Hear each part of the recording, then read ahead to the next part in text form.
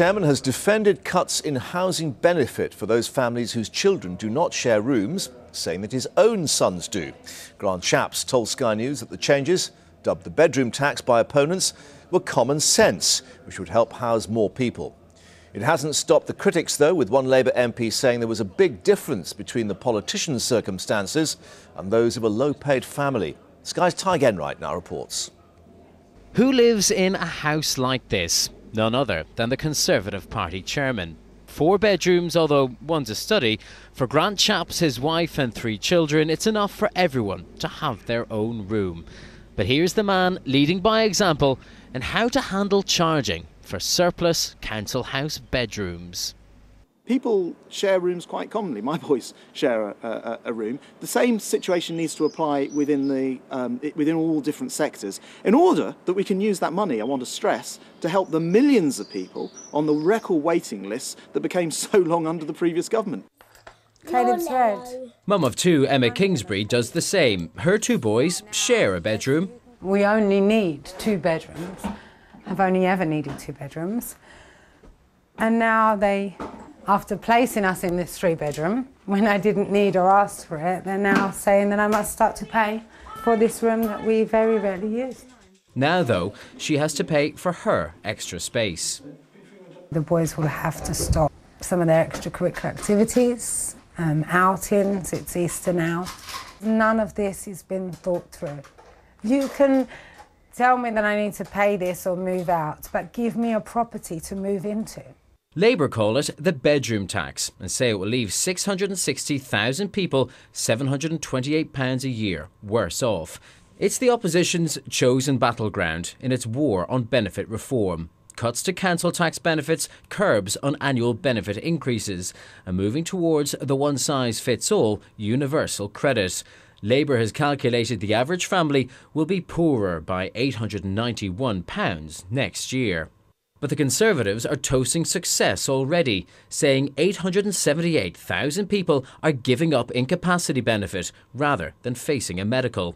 Even after their medicals, 837,000 claimants were deemed fit for work.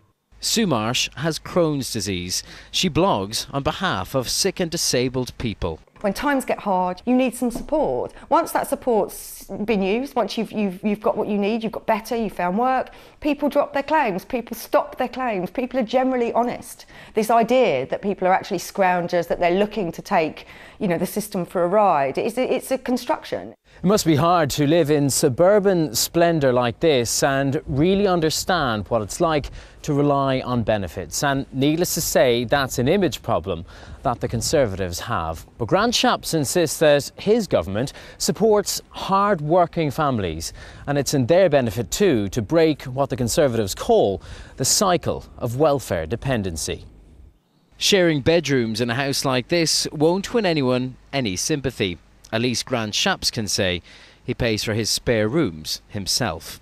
Ty Genwright, Sky News in Hertfordshire. Is finding his own bedroom arrangements rather taxing on social media today? Yeah, that's right. I think that's a problem with social media websites like Twitter. You get a kind of instant reaction from all sorts of people to your comments. And I think certainly there has been a number of people on Twitter who have been taking exception to what Grant Shapps says. Among them, even a Labour MP, Kevin Jones, saying that there's a big difference between a millionaire and a low-paid family.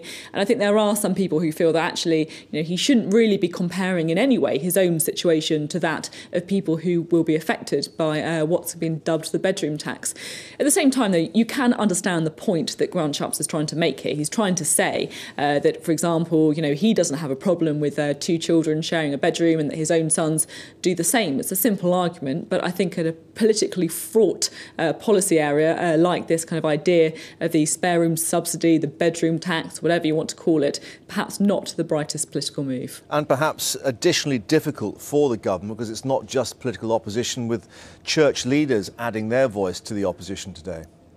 Yeah, that's right. And the timing of it, of course, is particularly difficult for the government coming on Easter Sunday. Four churches have spoken up saying that they believe that some of the welfare reforms are unjust, and that also they're raising concerns that the government is kind of unfairly describing poor people as lazy when, in their view, many of them are still in work but are just still struggling to make ends meet all the same.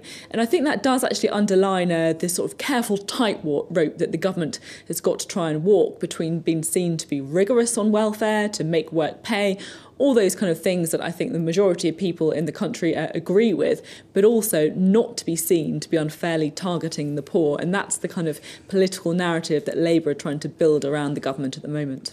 Sophie, thanks very much.